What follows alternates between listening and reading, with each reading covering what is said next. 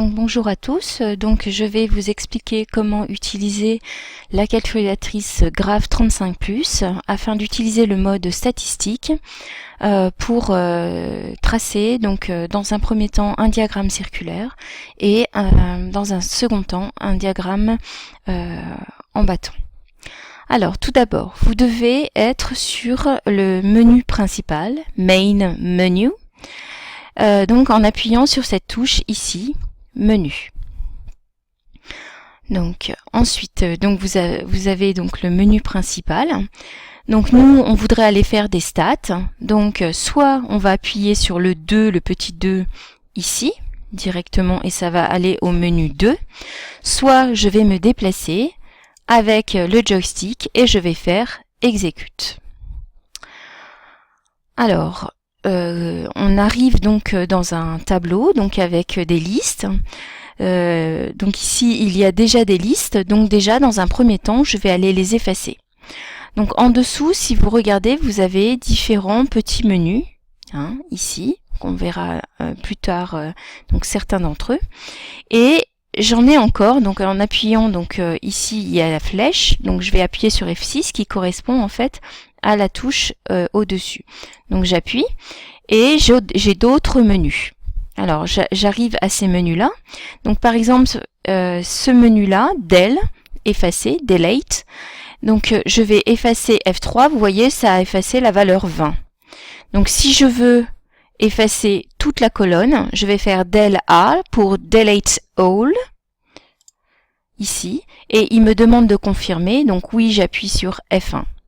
Donc ça m'a effacé toute la liste. Et je vais faire la même chose avec l'autre liste, F1, ici. Donc on a déjà complètement effacé les valeurs.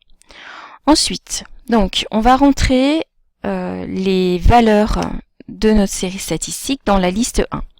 Donc on va faire 12 exécute, 7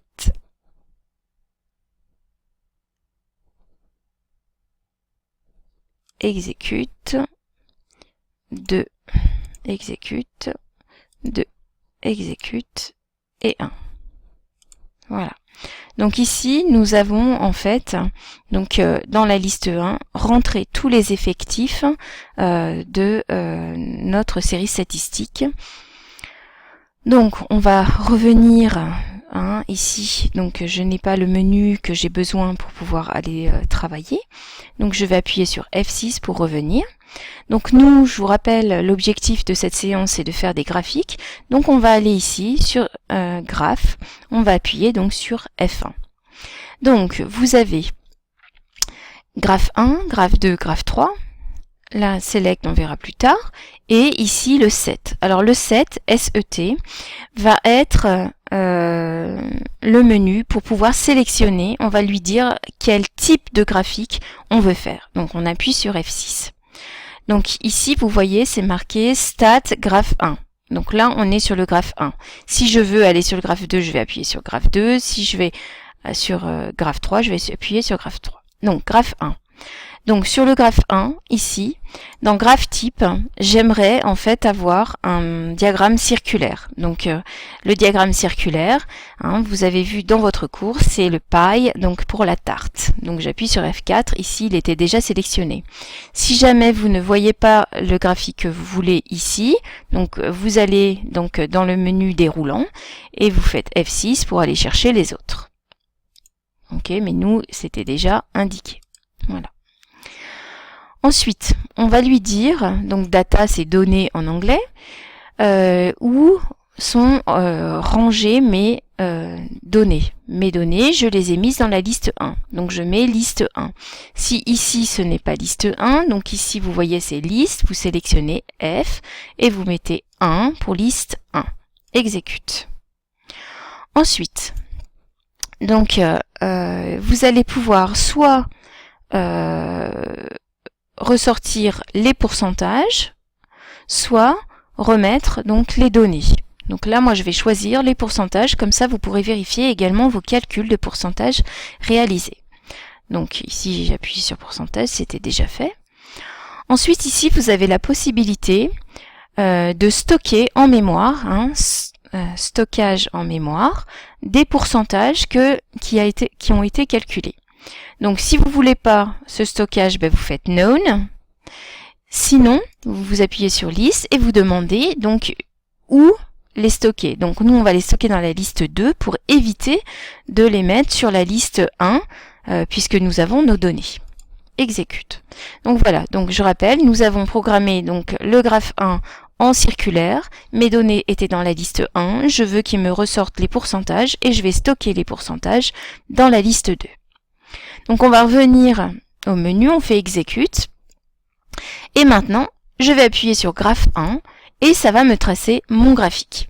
Donc si vous regardez, donc A qui correspondait à la première valeur, donc on a 50% des valeurs, B on a 29,17 etc., etc. Donc on va ressortir. Maintenant, j'aimerais tracer le diagramme en barre, en bâton de ce graphique. Donc je vais sélectionner, je vais programmer en fait le graphe 2 ici pour le faire. Alors je vais aller dans mon set et je vais aller dans graphe 2. Ici, dans graphe type, donc dans votre cours, il faut choisir barre. Donc ici, c'est déjà sélectionné. Vous voyez, en bas, je ne l'ai pas. Si jamais vous c'est pas sélectionné. Vous défilez donc avec F6 pour faire défiler et vous appuyez sur F3 pour barre. Où sont mes données? Dans la liste 1. Si jamais c'est pas le cas, vous faites F1, 1. Exécute. Pour les graphiques en barre, vous pouvez rentrer jusqu'à 3 listes, puisque du coup, il peut y avoir 3 types de listes. Ensuite, ici, donc vous pouvez sélectionner donc pour avoir des diagrammes en bâton verticaux, donc ce qui est le cas le plus général, ou bien vous pouvez aussi sélectionner pour avoir horizontal. Donc si jamais vous appuierez ici. Mais donc nous, le plus souvent, c'est en vertical. Après, on fait Exécute et du coup, je vais lui demander de me faire le graphique. Donc, vous voyez, on a la première valeur, deuxième, troisième valeur, quatrième et cinquième valeur. Et après, vous ressortez ici Exit. Voilà. Donc, nous avons réalisé un diagramme circulaire et un diagramme en bâton à partir d'une série statistique donc qui était ici un caractère qualitatif.